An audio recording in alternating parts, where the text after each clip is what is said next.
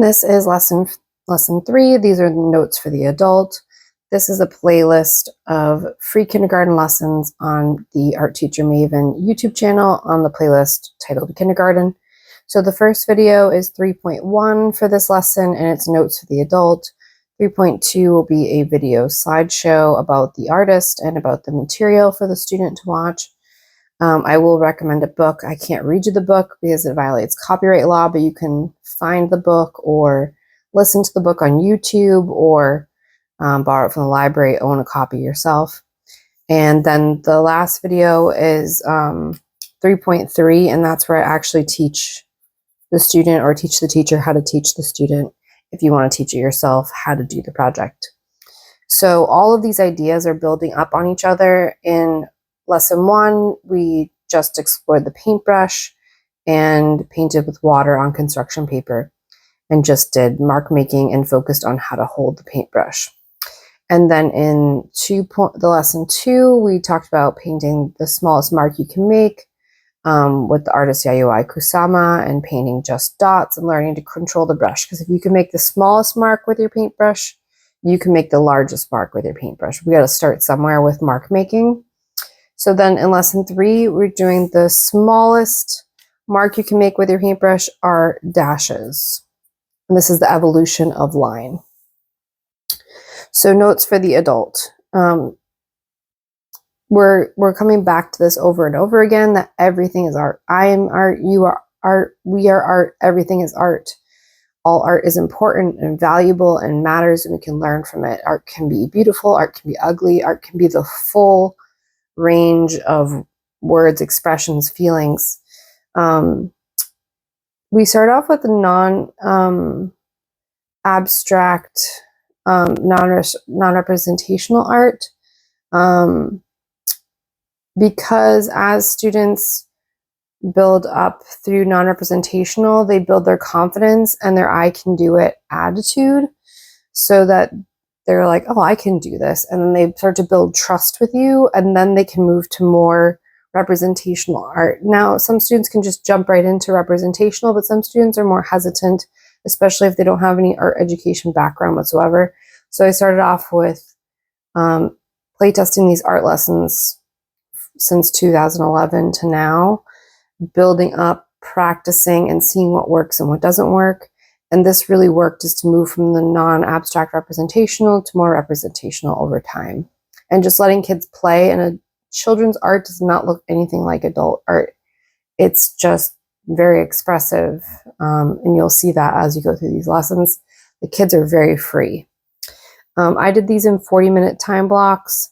If you are homeschooling, you can adjust this. If you're in a classroom, I only saw the kids 35 times, so I had one class period to achieve this whole lesson in.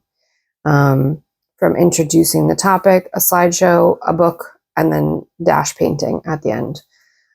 If you have a visual timer, that really helps, or having students paint until the song ends to build their stamina and sticking with something from beginning to end, because a lot of kids they want to do 1, 2, 3, 4, and then they want to be done.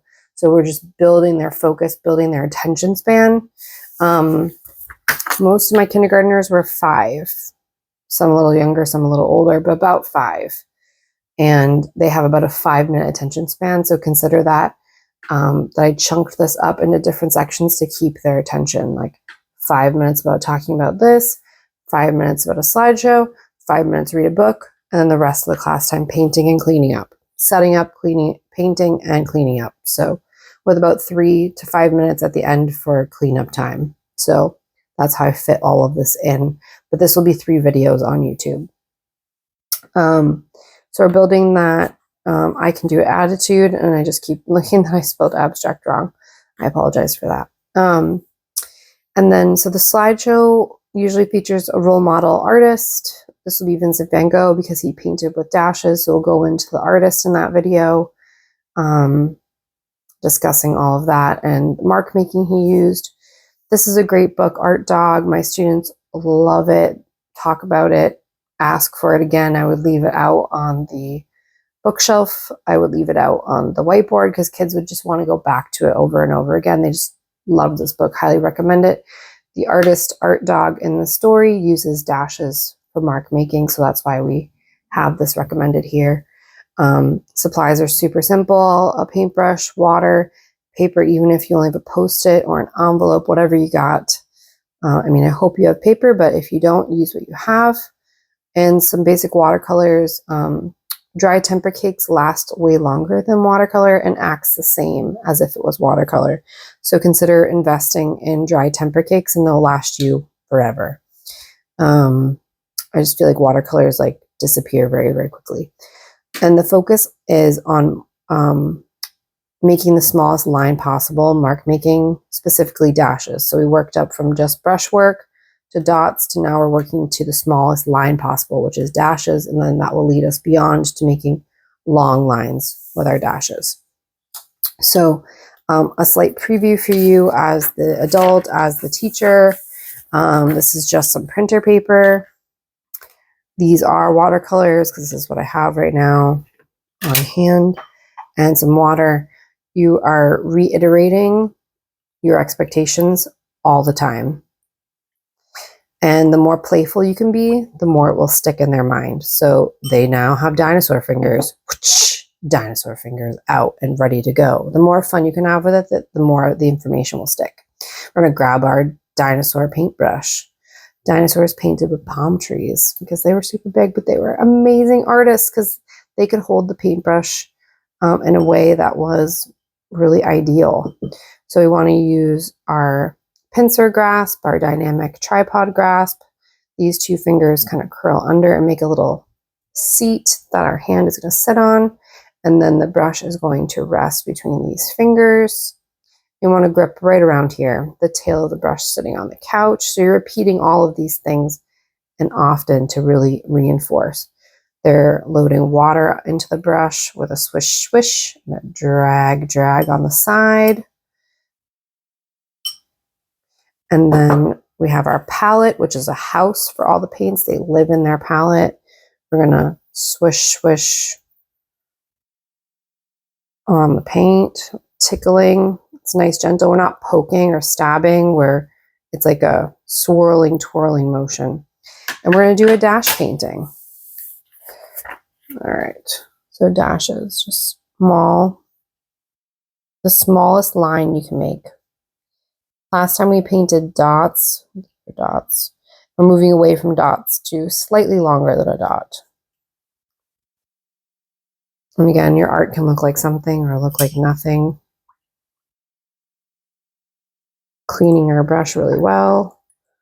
Wash, wash, drag it off on the side. Sometimes I have students paint with like warm colors or cool colors, like make a night scene, like just the sky, and then put some buildings in the front.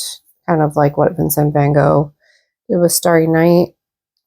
Sometimes I don't even focus on it having to be it depends on the group of kids, how much time we have.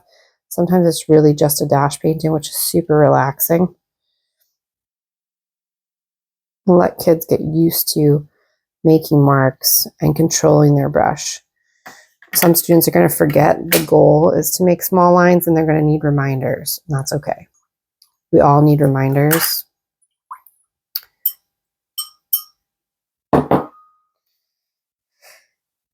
So if this was like a sunset-y picture, there's some orange throughout here, I would start to blend all this together. And then sometimes I've taught like the word silhouette. And then we did like black last, and then we painted like something in the front, like a house or a tree, or usually in the past few years, time hasn't really like allotted for this part. So a dash painting is great. Like artwork doesn't always have to look like something, but if you're like really desiring it to have that, like it must look like something piece, like a little like black painting in the front. But so this is sometimes this would make it a two-part project. So if you're like, I want this to be something, you can break this up into two projects, and then they just do the background first, and then I gave them like black paper and yellow paper, and they made like a city in front, a cityscape, and then we talked about cityscape. We can make a bridge or something over some water.